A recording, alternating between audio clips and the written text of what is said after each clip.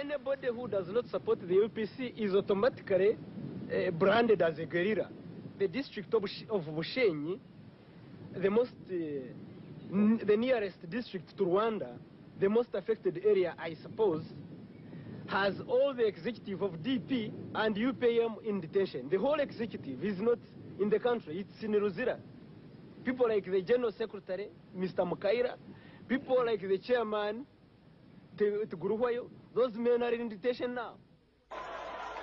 Cattle trucks were first to bring their human cargoes to scenes of jubilation in Kampala. These were Uganda's voices of discontent and opposition to the older Boti regime. Voices silenced in jail.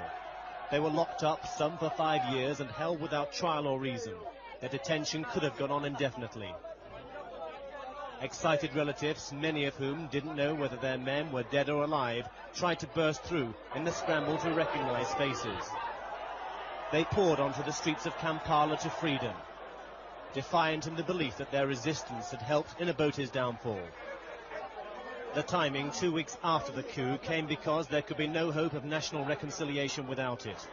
1,400 were freed, among them women, some carrying the children they'd given birth to in prison. Political activists, youth leaders and suspected guerrillas, as well as this man, an ex-minister, were given a hero's welcome. Many of these prisoners thought they may never be released, and they described their years of captivity as monstrous, as a former police chief explained. They were very bad, horrible. Food, there's no medical attention. At times we went without food for days.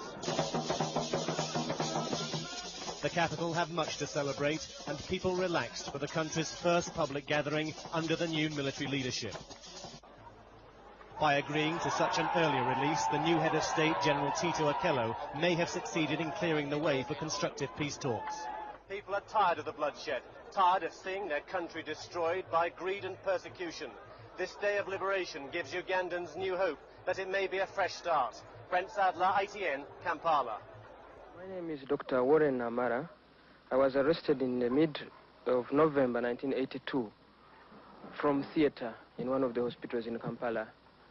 I was operating on a woman who had a problem of delivery, and some 2 men forced their way into theater. And they asked me whether I was Dr. Namara or another doctor. I asked them what they wanted, but they were not willing to listen to the story. So all they did, they grabbed me by my own armpits and threw me out to a waiting car, a UVO 192 Peugeot 43.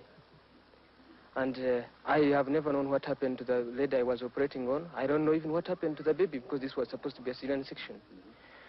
So this was around 6:30 in the evening.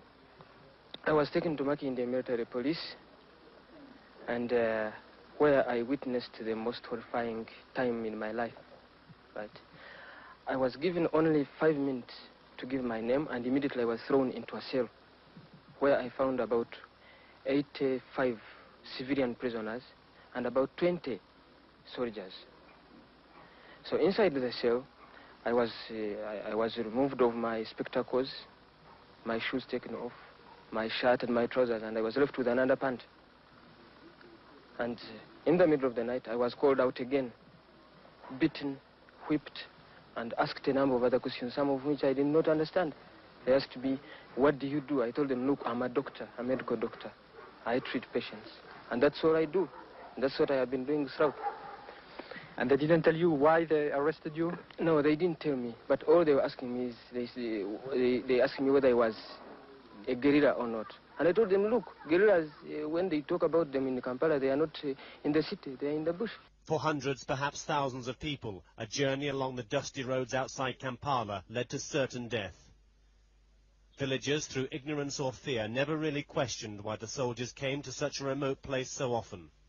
Not until there was a stench of rotting flesh did they start moving closer to the truth.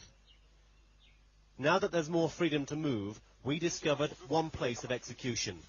They led us to scenes of horror, corpses and skeletons scattered in the long grass. They're slowly beginning to unravel the full extent of killings and torture which the old regime had consistently denied. Here are the skeletal remains of at least a dozen people, men and women, whose bodies were left to rot. They say that more than 300 people were executed here. Many of the bodies were taken away for burial by relatives. The bones that remain will never be identified. Opponents of the deposed president, they say, were brought here and murdered, 40 shot a week before the coup. If they caught you and they suspect that you are one of the guerrillas, no question. When you are brought here, it's just only to be shot. And who shot them? The soldiers. The boaters' men? Yeah.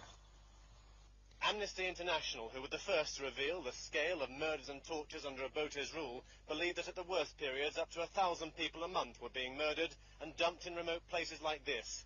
For 5 years, the old regime denied there were political killings. Uganda will continue digging up the past, which may reveal the last 5 years were more savage than those of Idi Amin. We found remains that still had ropes tied around the bones, tied so that these victims could not escape the executioner's bullet. Brent Sadler, ITN, Uganda.